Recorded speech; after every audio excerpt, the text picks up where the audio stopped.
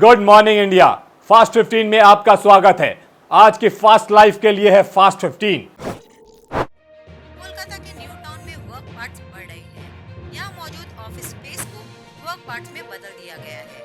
जो लोग घर में काम कर रहे हैं वो यहाँ आकर ऑफिस का वर्क निपटा सकते हैं।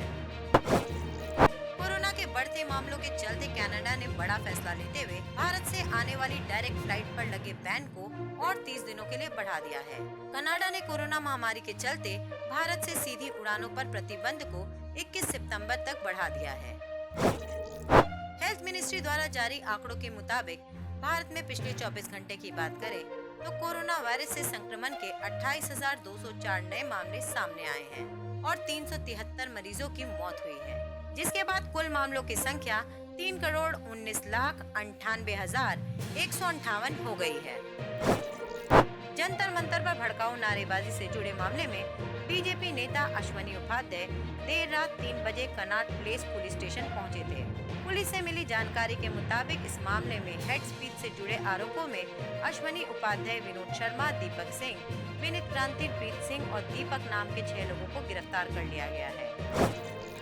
दुनिया के दिग्गज बल्लेबाजों में शुमार भारतीय कप्तान विराट कोहली फिलहाल इंग्लैंड में हैं। वो 5 मैचों की सीरीज के दूसरे टेस्ट मैच से पहले जिम में पसीना बहाते नजर आए।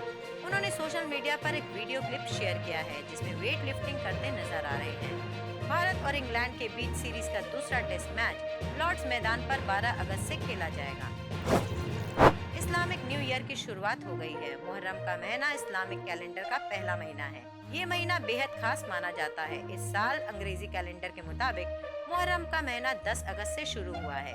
इस महीने के 10वें दिन आशूरा होता है। पिछले कुछ महीने से इंडियन ओशन के मॉरिशस में स्थित अगलेगा द्वीप चर्चा में है।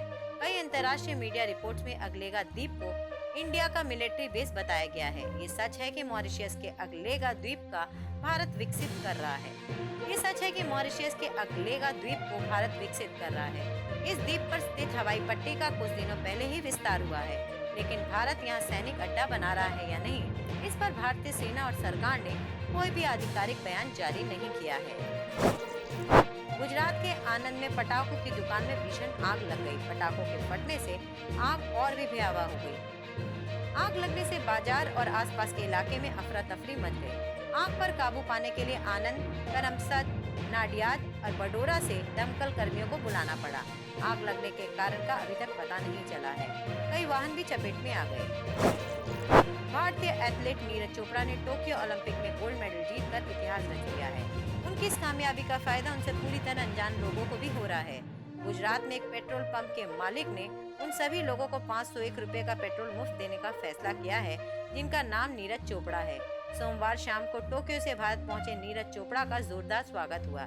नीरज चोपड़ा ने कहा है कि मेडल कौन सा आएगा ये नहीं पता, लेकिन उन्होंने अपनी तरफ से कोई कसर नहीं छोड़ी थी।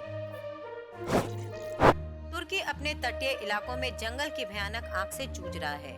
सैलानियों को यहाँ से निकाला गया है, लेकिन कई घर बर्बाद हो गए हैं। लेकिन मरमारिस में स्थानीय लोगों के सामने एक और तकलीफदेह स्थिति पैदा हो गई है। तुर्की दुनिया में सबसे ज्यादा पाइप हनी का उत्पादन करने वाला देश है।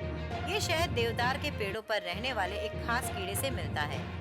मधुमक्खियां देवदार पर रहने वाले इस कीड़े से निकलने वाले स्नाव को इकट्ठा करती हैं। राजनीति में आपराधिक उम्मीदवारों से जुड़े मामले में सुप्रीम कोर्ट ने मंगलवार को बड़ा फैसला सुनाया। इसके बाद सुप्रीम कोर्ट ने इस मामले में सुनवाई करते हुए अपने फैसले में आदेश दिया है कि अब उम्मीदवारों के ऐलान के 48 घंटे के भीतर राजनीतिक दलों को क्रिमिनल रिकॉर्ड की जानकारी सार्वजनिक करनी होगी। दरअसल सुप्रीम कोर्ट ने राजनीतिक दलों के आपराधिक रिकॉर्ड वाली गाइडलाइंस को और सख्त किया है और अपने पुराने फैसलों में सुधार किया है। इंडियन प्रीमियर लीग 2021 के फेज 2 की तैयारियों के लिए Chennai super Kings keeper MS Dhoni Chennai पहुंच गए। धोनी फेज 1 में अपने परिवार के बिना CSK के बायो बबल में शामिल हुए थे, लेकिन इस बार उनके साथ उनकी पत्नी साक्षी और बेटी जीवा भी चेन्नई पहुंची है। धोनी अब साक्षी और जीवा के साथ चेन्नई एयरपोर्ट पर पहुंचे। उनका जोरदार स्वागत हुआ। कांग्रेस के पूर्व सांसद राहुल गांधी इस वक्त जम्मू कश्मीर के दौरे पर हैं। मंगलवार को राहुल गांधी ने गांदरबल जिले में खीर भवानी टेम्पल में माथा भी टेका। यहाँ के बाद राहुल गांधी ने हजरत बल दरगाह का भी दौरा किया। ऑस्ट्रेलिया टीम के लिए बांग्लादेश का दौरा बेहद शर्मनाक रहा। लगातार 3 मैच हारकर सीरीज गंवाने वाली कंगारू टीम ने आखिरी T20 मैच में महज 62 रन पर ही घुटने टेक दिए। 60 रन से सीरीज का 5वां T20 मुकाबला अपने नाम करने के साथ ही मेजबान ने 4-1 से सीरीज को अपने नाम कर लिया। बांग्लादेश ने पहले बल्लेबाजी करते हुए 8 विकेट पर 122 रन बनाए थे। जवाब में ऑस्ट्रेलिया की पूरी टीम 62 रन पर ही सिमट गई। मंगलवार को सुप्रीम कोर्ट ने बड़ा फैसला लेते हुए कहा है कि हाई कोर्ट की इजाजत के बिना एमपीज और एमएलए के खिलाफ आपराधिक मामले वापस नहीं लिए जाएंगे। कोर्ट ने कहा कि राज्य सरकारें संबंधित हाई कोर्ट की इजाजत के बिना केस वापस नहीं ले सकेंगी। कोर्ट ने यह भी कहा कि सभी हाई कोर्ट के रजिस्ट्रार जनरल अपने चीफ जस्टिस को सांसद और विधायकों के खिलाफ लंबित निपटारे की जानकारी दें। आज के लिए बस इतना ही। कल फिर मिलेंगे फास्ट 15 के साथ।